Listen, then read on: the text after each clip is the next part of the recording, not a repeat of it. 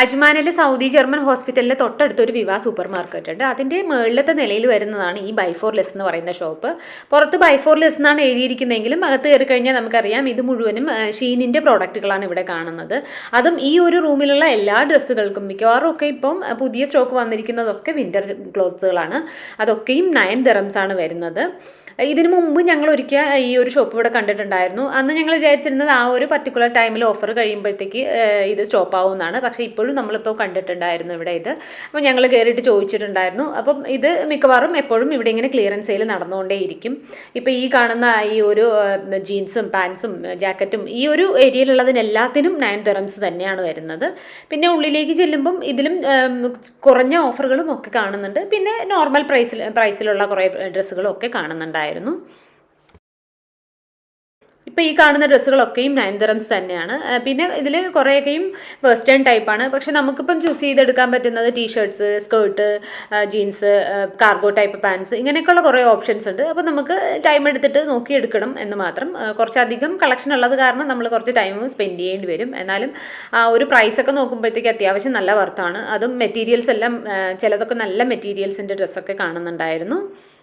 പിന്നെ കൂടുതൽ കളക്ഷൻസും പിന്നെ അതുപോലെ തന്നെ റേറ്റിൽ ഭയങ്കരമായിട്ടുള്ള കുറവ് തോന്നിയത് ലേഡീസിൻ്റെയും അതുപോലെ ഗേൾസിൻ്റെയും ഒക്കെ ഡ്രസ്സിലാണ്. പിന്നെ ബോയ്സിൻ്റെതും ജെൻസിൻ്റെയൊക്കെ നോക്കുമ്പം അതൊരു നോർമൽ പ്രൈസ് റേഞ്ച് തന്നെയാണ്. ഇപ്പോൾ ഈ ഏരിയയിലൊക്കെ നോക്കുകയാണെങ്കിൽ കുറേ അധികം 4.99 അല്ലെങ്കിൽ ഒരു 5 dirham റേഞ്ചിൽ വരുന്ന കുറേ അധികം ഇതുപോലെ കളക്ഷൻസ് കണ്ടിട്ടുണ്ടായിരുന്നു.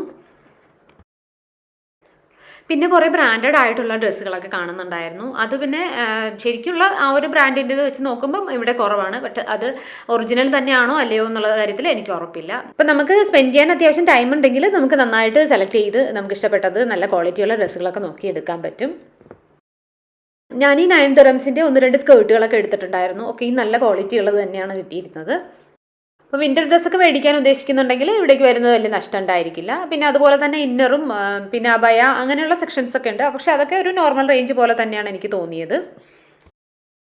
പിന്നെ പല പ്രൈസ് റേഞ്ചിലുള്ള ഓഫറുകൾ ഉള്ളതുകൊണ്ടാണെന്നുകൊണ്ട് നമുക്കിപ്പം എല്ലാ ഐറ്റംസും ഒരേ ഏരിയയിൽ അങ്ങനെയല്ല സെഗ്രിഗേറ്റ് ചെയ്തിരിക്കുന്നത്. ഇപ്പം നമുക്ക് പല ഏരിയയിലും ഒരേ സാധനങ്ങൾ, അതായത് വേറെ വേറെ ടൈപ്പായിരിക്കും ഒരേ സാധനങ്ങൾ ഇങ്ങനെ പല റേഞ്ചിൽ ഇട്ടിട്ടുണ്ട്. ഇപ്പം അവിടെ 9 dirhamsന്റെ ഒരു ഏരിയ നമ്മൾ കണ്ടിട്ടുണ്ടായിരുന്നു.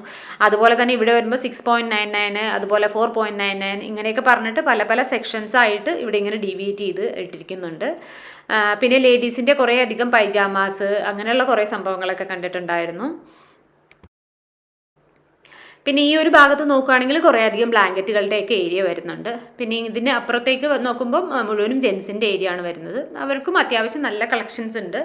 എന്നാലും ആ ഒരു ലേഡീസ് സെക്ഷനിലുള്ളിടത്തോ അത്രത്തോളം ഒരു ഓഫർ ഈ ഒരു ഏരിയയിൽ ഉണ്ടായില്ല എന്ന് തോന്നുന്നുണ്ട്.